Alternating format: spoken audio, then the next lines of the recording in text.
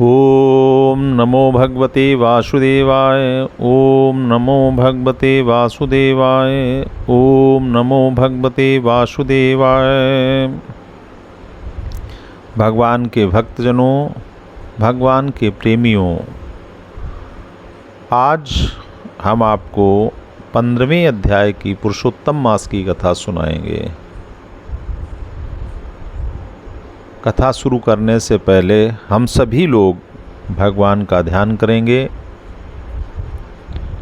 उसके बाद 15वें अध्याय की कथा का श्रवण करेंगे। गजाननं भूतगणादिसेवितं कपित्थजम्बूफलचारुभक्षणं उमासुतं शोकविनाशकारकं नमामि विघ्नेश्वरपादपङ्कजं।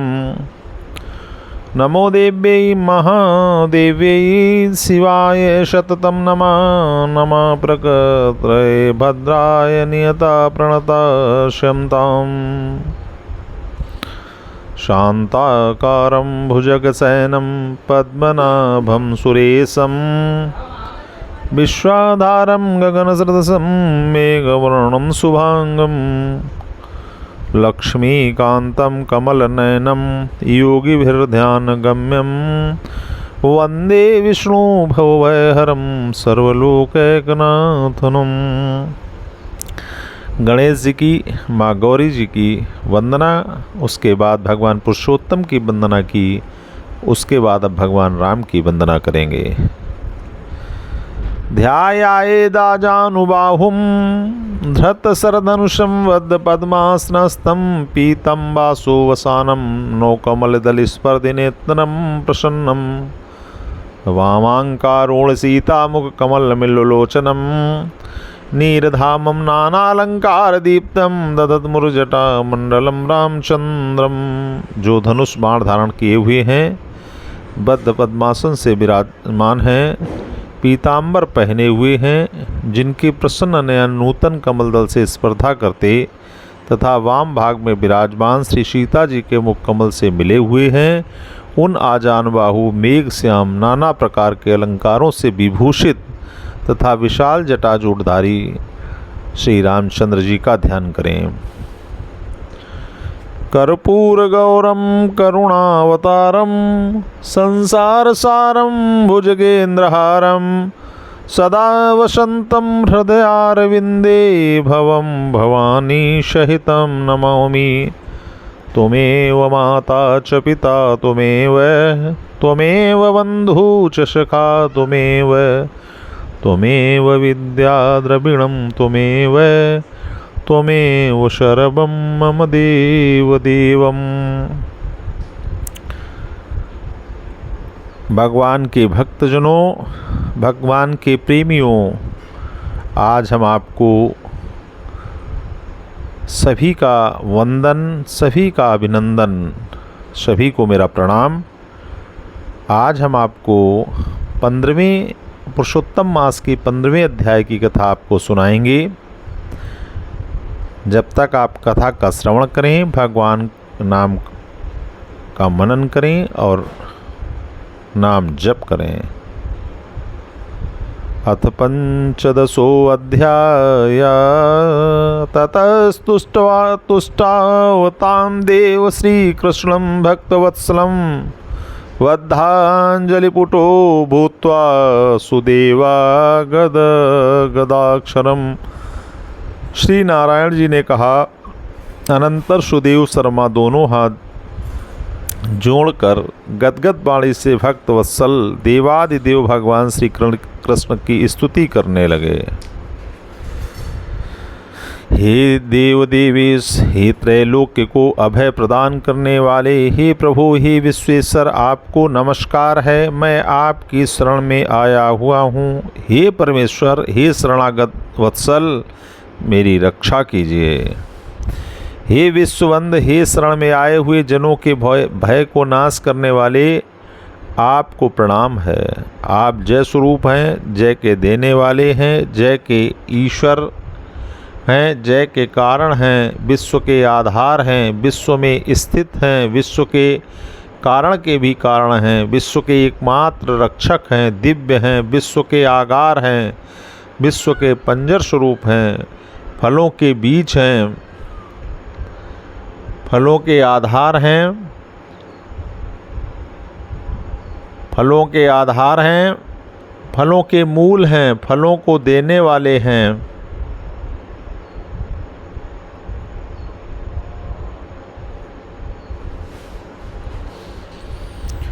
तेजो मूर्ति हैं, तेज के दाता हैं, संपूर्ण तेजस्वियों में श्रेष्ठ हैं। कृष्ण हृदयांधकार के भेदता हैं, विश्व व्यापक हैं। वासुदेव संपूर्ण देवताओं के वास स्थल हैं, दीन वत्सल हैं। मैं आपकी वंदना करता हूँ।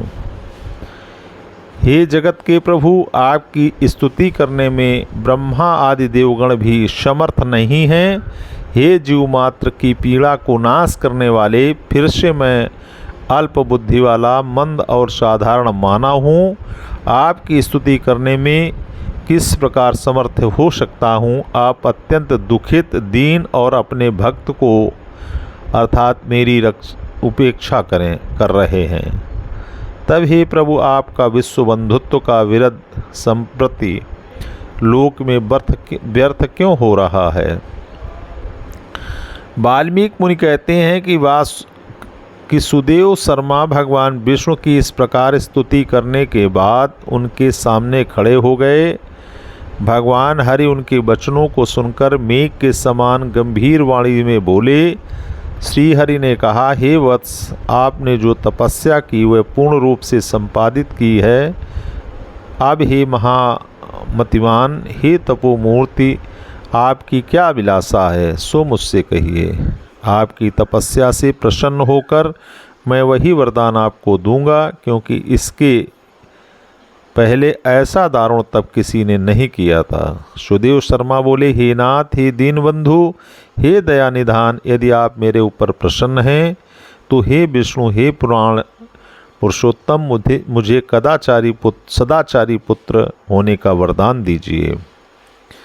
क्योंकि हे हरिपुत्र के बिना गृहस्थ जीवन मुझे सूना सूना सा लग रहा है, इसके प्रति मुझे कोई रुचि नहीं रह गई। इस प्रकार सुदेव शर्मा की ग्लानि युक्त वाक्यों को सुनकर भगवान श्री हरि बोले।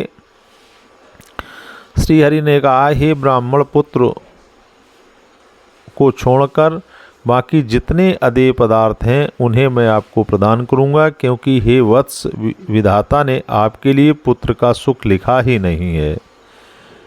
मैंने आपके ललाट पर अंकित समस्त अक्षरों को देख लिया है, उसमें 7 जन्म तक आपको पुत्र सुख नहीं लिखा है।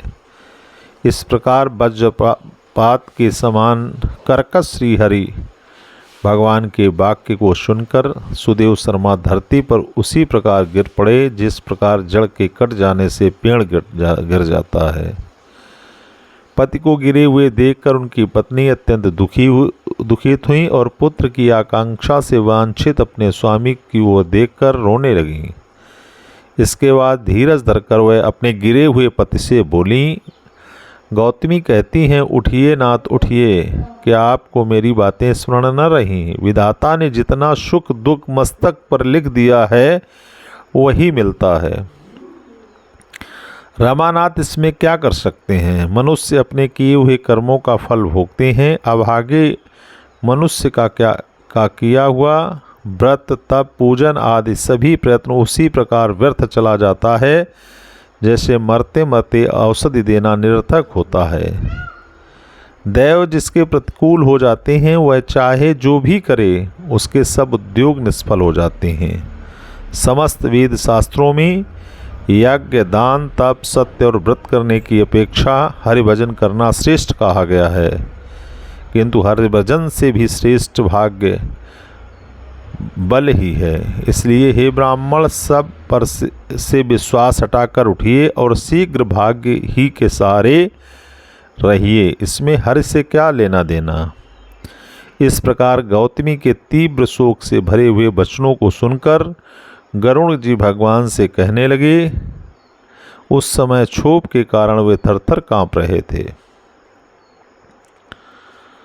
गरुड़ जी ने कहा, हे हरि, शोक के समुद्र में गोता लगाती हुई ब्राह्मणी को और उसी प्रकार आँखों से टप टप आंसू बहाते हुए ब्राह्मण की अवस्था को देखकर, हे दीनबंधु, हे दीनबंधु, हे भक्तों के को अभय प्रदान करने वाले, हे प्रभु, आज आपकी वह दया कहाँ चली गई जिसके संबंध में कहा जाता है कि आप अपने भक्तों को कष्ट में पड़ा हुआ देखकर सहन नहीं कर सकते।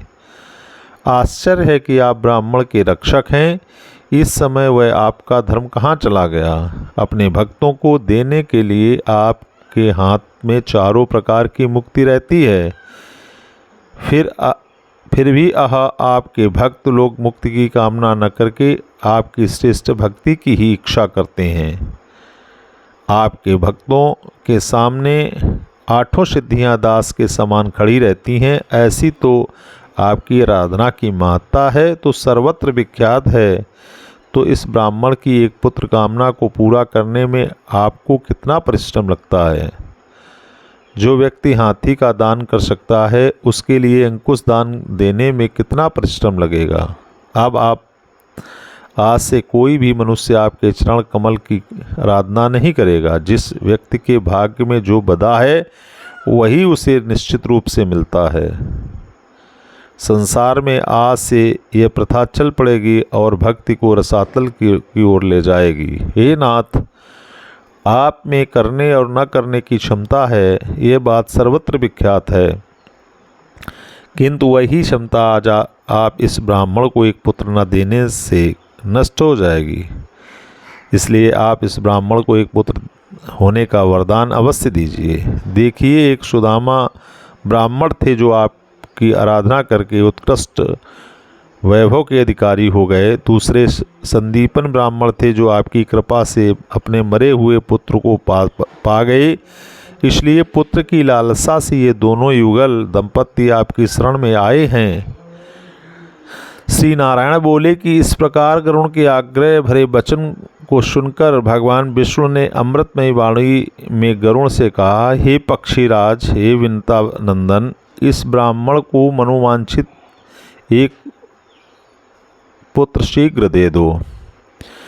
इति हरिवचनम निजानुकूलम छटिते निसम्य खगो अतिहृष्ट चेता अददति विष्णाण मानसाय सुतमनुरूप मिला सुराय रम्यम।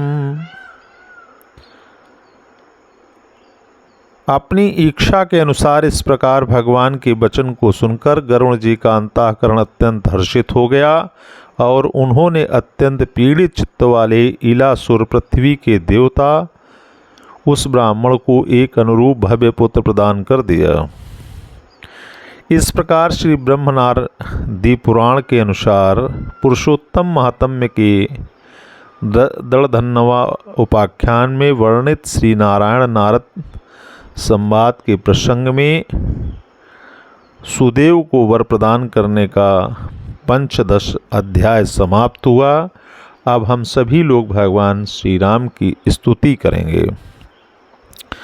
श्री रामचंद्र कृपालु भजु मन हरण भव भय दारुणम नव कंज लोचन कंज मुख कर कंज पद कंजारुणम कंदर्प अगणित अमित छवि नवनील नीरद सुंदरम पटपीत मानहु तड़ित रुच सुचि नौमि जनक सुतावरम भजु दीन बंधु दिनेश दानव दैत्यवंश निगंदनम रघुनंद आनंद कंद कौशल चंद दशरथ नंदनम शिरमुकुट कुंडल तिलक चारु उदारु अंग विभूषणम आजानुभुज सर चापधर संग्राम जित कर दूषणम इत वदति तुलसीदास शंकर शेष मुनि मनरंजनम मम हृदय कंज निवासु गुरु कामादिखल दल गंजनम मनुजाहि राचेहु मिलहि शोवरु सहज सुंदर सांवरो करुणा निधान सुजान शील सनेहु जानत रावरो।